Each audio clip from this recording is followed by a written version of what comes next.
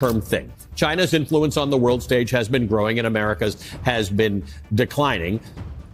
It seems to have accelerated in the last few months. As China's global influence rises and America's clout on the world stage seems to decline, the implications of this shift are becoming glaringly evident. Over recent months, the dynamics of international trade and power have experienced a noticeable realignment.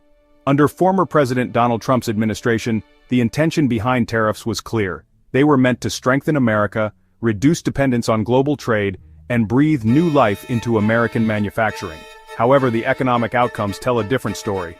Trump's tariffs were heralded as a powerful weapon to pressure trade partners, force favorable trade agreements, and reassert American dominance. When President Trump returned to office, he made it clear that finishing what he had started, revitalizing American industries and confronting the global trade imbalances, was a central goal. On April 2, 2025, dubbed Liberation Day by the Trump administration, the president announced sweeping tariffs, ranging from 10 to 50% on over 100 countries. Canada was hit with a 35% tariff, the European Union 30%, and China a hefty 50%. However, the actual impact of these tariffs has been far from what was expected. Economic forecasts, which had been set high before the tariffs were imposed, began to drop as businesses braced for what they believed would be significant disruptions. According to reports from Morgan Stanley Investment Management, U.S. companies showed stronger than expected earnings in the second quarter of 2025.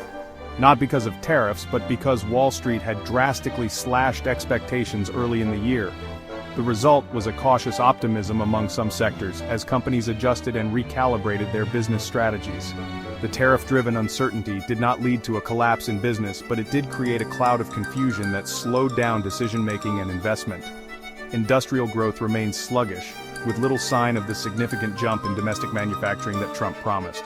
Instead, supply chains have rerouted, input prices have fluctuated, and businesses have continued to find ways to adapt, but the sharp uptick in domestic production has not materialized. The strategy, designed to curb America's reliance on foreign goods, has instead exposed the vulnerabilities of a nation already struggling to maintain its leadership role in global trade. Moreover, as the trade tensions unfolded, longtime U.S. allies began to quietly step back from Washington's influence. The U.S. had once been a beacon of trust and reliability, but the growing unpredictability under Trump's leadership has chipped away at this reputation. Countries that once relied on the U.S. are now questioning whether they can continue to view America as a dependable partner. The European Union, for instance, has stalled in trade talks with the U.S., while countries like Japan and South Korea have begun to strike independent energy deals with Canada, bypassing Washington altogether. These are not acts of retaliation, but a quiet recognition that the geopolitical landscape is shifting, and America's once unchallenged dominance is no longer guaranteed. The erosion of trust has been amplified by Trump's foreign policy decisions. Cuts to U.S. foreign aid, a rollback of international education programs, and a retreat from diversity initiatives in U.S. universities have all contributed to the decline of America's soft power. The U.S. used to exert influence not only through its military and economic might but also through the trust it had built with other nations. That trust, however, is eroding, and in its place countries are finding new opportunities elsewhere. This trend isn't just about tariffs or trade, it's about a broader geopolitical shift, one that threatens to change the global order. China, once hesitant and cautious in its global interactions, has shifted its stance. In response to the U.S.'s aggressive tariff policies, Beijing imposed retaliatory tariffs as high as 84% on U.S. goods. China also restricted the export of rare earth minerals and deepened its Belt and Road Initiative investments, pledging over $1 trillion across Asia, Africa, and Latin America. This strategy, focused on creating new global partnerships rather than confronting the U.S. directly, has already started to show tangible results. With little competition from the U.S. in these regions, China is positioning itself as an alternative leader in global trade. Meanwhile, Canada's response has been equally telling. After facing a 35% tariff on steel, Ottawa did not merely retaliate with tariffs of its own, it embarked on a calculated economic realignment. Canadian Prime Minister Mark Carney has launched a strategy designed to reduce Canada's dependence on U.S. supply chains and build stronger trade relations with Mexico, the EU, and other partners. This shift has already begun to reshape the domestic market. Canadian tourism to the U.S. dropped by over 40% in June, and various provinces have taken steps to distance themselves from American products, including banning U.S. alcohol at public events. This reorientation, while not directly antagonistic, signifies a profound change in Canada's approach to trade. No longer willing to rely solely on the U.S. market, Canada is diversifying its trade relationships and reducing its exposure to the volatility of U.S. policy. As a result, what Trump envisioned as a strength, leveraging tariffs to force nations into submission, has instead exposed a painful truth. Power does not stem from the ability to dictate terms, but from the ability to be indispensable. And as 2025 unfolds, more nations are proving that they can do without the United States, or at least without Washington's leadership in global trade. The growing divide between the US and its allies, and the increasing global embrace of alternative trade partnerships, signals a larger shift in the geopolitical order. Whether or not Trump's tariffs were ever effective in achieving their stated goals, the longer-term result may be a weakening of America's global position. In the next part, we will explore how Canada's response to US tariffs is reshaping its economic future, and how this shift will impact both countries moving forward. As the US continues its tariff-first approach under President Trump, Canada is no longer simply reacting to the rising tensions, it is taking a strategic, calculated approach to rebuilding its economy. The Canadian government, under Prime Minister Mark Carney, is not just looking to patch up the holes created by Trump's unpredictable tariff policies. Instead, it is using this moment of crisis to forge a more self-sufficient economic future. The U.S. decision to impose a 35% tariff on Canadian steel in early June had an immediate and devastating impact. Within days, exports to the U.S. plummeted, and Canadian steelworkers saw their jobs cut. Canada, once deeply integrated with the U.S. steel market, found itself severed from its largest customer, revealing just how vulnerable the country had become by relying too heavily on the U.S. But instead of immediately escalating tensions, Carney chose a more calculated response: structural change. Rather than entering a direct tit-for-tat with the U.S., Canada's leadership focused on reshaping its internal market dynamics. One of the first moves in this transformation was to introduce strict tariff rate quotas on steel imports. Countries without a free trade agreement, FTA, with Canada, would now see their imports capped at 50% of their 2024 levels, with any additional imports facing a hefty 50% tariff. Even countries with FTAs, including the US, would face similar restrictions beyond a 100% threshold. The objective was clear: protect Canada's steel industry from overdependence on US imports and encourage domestic production. To support Canadian steel producers, Carney has pledged $1 billion in federal funds through the Strategic Innovation Fund to modernize steel production and make it more competitive on the global stage. An additional $70 million will go towards training programs for steelworkers, offering income assistance and labor market development programs. These investments aim not only to help steel producers weather the current storm, but also to ensure that they can thrive in a market increasingly disconnected from the U.S. For Canadian steel communities, the federal government is also injecting $150 million into regional support, including expanded loan access for mid-sized firms in the steel industry. This financial boost aims to help these businesses adapt to new economic realities, with extended loan terms and lower interest rates to facilitate growth. This proactive approach to supporting steelworkers and businesses suggests that Canada is not merely trying to survive, it is preparing for a future where it can stand independently and confidently, without the looming uncertainties of U.S. trade policy. Perhaps the most transformative aspect of this economic realignment, however, is the shift in federal procurement policy. The Canadian government has pledged to prioritize Canadian-made steel in infrastructure, defense, and housing projects. From bridges to shipyards, Canadian steel will now be the material of choice, ensuring that Canadian businesses and workers benefit directly from the country's infrastructure development. Carney's government has made it clear that this shift is not about punishing the U.S., but about creating a more resilient, self-sustaining economy that is less vulnerable to external shocks. While it may take time for the full benefits of this strategy to materialize, Canada's pivot towards domestic production, regional partnerships, and diversified trade relationships is already beginning to show signs of success. This new direction also signals a rethinking of Canada's economic future. The country is no longer content with being a passive participant in the US-dominated global supply chain. Instead, Canada is positioning itself as a leader in the development of new trade relationships, particularly within the EU and Latin America.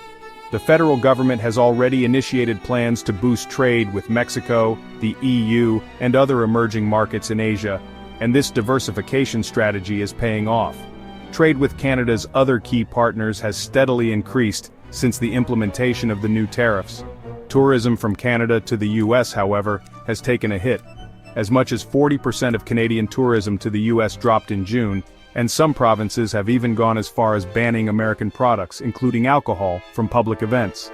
This is not an aggressive retaliation but rather a quiet, symbolic shift away from reliance on the US. Canadian consumers are slowly but surely choosing domestic products or those from alternative trade partners, sending a message that Canada's economy will no longer revolve around Washington's whims. Prime Minister Carney has also been careful not to close the door entirely on future negotiations with the US. While no country has successfully secured a deal with the US that eliminates tariffs under the current administration, Canada's approach is one of calculated patience. Ottawa has not retaliated with an all-out tariff war, but has instead worked behind the scenes to shape the future of the relationship. The aim is to secure a deal that recognizes the mutual benefits of trade without sacrificing Canada's long-term economic independence. Looking forward, Canada's strategy involves not just surviving Trump's tariffs, but creating an economic structure that is resilient in the face of such unpredictability. Whether or not a deal is reached with the US by the August 1st deadline, Canada is already laying the groundwork for a more autonomous future. This strategic pivot, backed by significant investments in infrastructure and regional trade, is setting the stage for a stronger, more self-reliant Canadian economy. As the clock ticks toward the August 1st deadline, President Trump's escalating trade war with China and other nations is increasingly becoming a spectacle of geopolitical competition. The overarching question now is not whether China will retaliate, but whether it even needs to. Beijing's calm and calculated responses to the US's aggressive tariff measures are stark contrasts to Trump's combative and unpredictable approach. While Trump's actions seem designed to exert pressure and force countries into submission, China's strategy is one of patience, diplomacy, and long-term partnership building, an approach that is resonating more with developing nations and European allies. Trump's decision to target the BRICS countries, Brazil, Russia, India, China, and South Africa, has further complicated the situation. The BRICS, initially an economic bloc of emerging markets, has become a strategic platform for nations to build alliances, reduce dependency on the dollar, and promote infrastructure development, in a way that bypasses the US-dominated financial system. Trump's 10% tariff threat aimed at any nation that aligns with BRICS policies is a blunt instrument that risks alienating neutral countries, including India, Brazil, and Indonesia, all of whom are key players in the global economy. The threat to impose tariffs on BRICS-aligned nations, for actions like building alternative supply chains or using non-dollar currencies, is a broad and sweeping move. It's unclear how such a policy would be enforced, leaving international businesses and markets in a state of uncertainty. For countries that seek to diversify their trade relationships, the US's growing tariffs seem less like a calculated move and more like a high-risk gamble that could push nations further into China's orbit. This uncertainty is exactly what companies do not want, especially in the midst of an already fragile global economic recovery. China, by contrast, has handled the situation with remarkable restraint. Instead of retaliating with counter-tariffs, Beijing has chosen to expand its influence through strategic diplomacy and economic development projects. Chinese Foreign Minister Wang Yi has been holding high-level meetings with European nations like France and Germany, promoting partnerships in green energy, multilateral cooperation, and infrastructure development. These efforts include major projects like the Dabai nuclear plant in Africa, solar energy installations in Greece, and joint energy projects in Germany, underscoring China's commitment to long-term global cooperation. China is also expanding its use of local currencies and trade agreements, moving beyond the dollar while not directly confronting the US. This shift towards de-dollarization is subtle but significant, as it opens up new channels of economic exchange without triggering the direct confrontation that Trump's administration has courted. At the same time, China continues to strengthen its position through its Belt and Road Initiative, investing in over $1 trillion worth of projects across Asia, Africa, and Latin America. While the US remains bogged down in tariff wars, China is quietly but effectively increasing its global footprint. But perhaps the most striking aspect of China's response is its reframing of the BRICS as a development-first platform, rather than a geopolitical bloc designed to confront the US.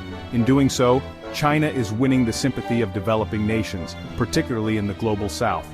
Countries that have long felt sidelined by Western powers are increasingly looking to China as an alternative source of economic and political support. The US, in its attempt to isolate China, risks isolating itself from a growing segment of the global population, which is now seeking more equitable partnerships. The US's approach has undeniably changed the global trade landscape, but whether it will prove successful in the long term remains uncertain. Trump's trade war has fractured international alliances, undermined trust, and left the US with fewer options in navigating global trade disputes. By framing tariffs as a loyalty test, forcing countries to choose sides, Trump is putting the US in a position where it may no longer be able to count on the support of its traditional allies, many of whom are now seeking alternatives to American leadership. On the other hand, China's patient diplomacy, investment in global infrastructure, and strategic partnerships are helping it build a more resilient and diversified economic network. The contrast between these two approaches, Trump's pressure tactics and China's cooperative model, could not be starker. As the US pushes forward with tariffs, the world is watching, and it is beginning to see that the future of global trade may not lie in Washington's hands. The road ahead for the US is fraught with challenges. The deadline for new tariffs looms large, and the uncertainty surrounding the outcome of trade talks with China only adds to the tension. But even if the US succeeds in imposing new tariffs, it risks alienating the very nations it seeks to bring to heel. By forcing countries to pick a side, Trump is inadvertently pushing many of them closer to China, which is presenting itself as a responsible and reliable economic partner. As the US-China trade truce remains unfinished and Trump's aggressive tariff tactics continue, the question isn't whether China will retaliate, but whether it needs to. In many ways, China has already won the battle for global influence. The US, meanwhile, may find itself on the losing side, with its once dominant position in world trade eroded by its own policies. The world is moving on, whether the US chooses to go along or not. In conclusion, the ongoing trade wars are a stark reminder of the shifting dynamics in global politics. America's once unquestioned dominance is being challenged by a rising China, and the US's focus on tariffs and trade wars may have only accelerated this trend. As nations like Canada and the EU quietly adapt to these new realities, it is clear that the global order is in flux. Whether the US will learn to adapt to these changes or continue down the path of isolation remains to be seen. One thing, however, is certain: the world is no longer waiting for America to dictate the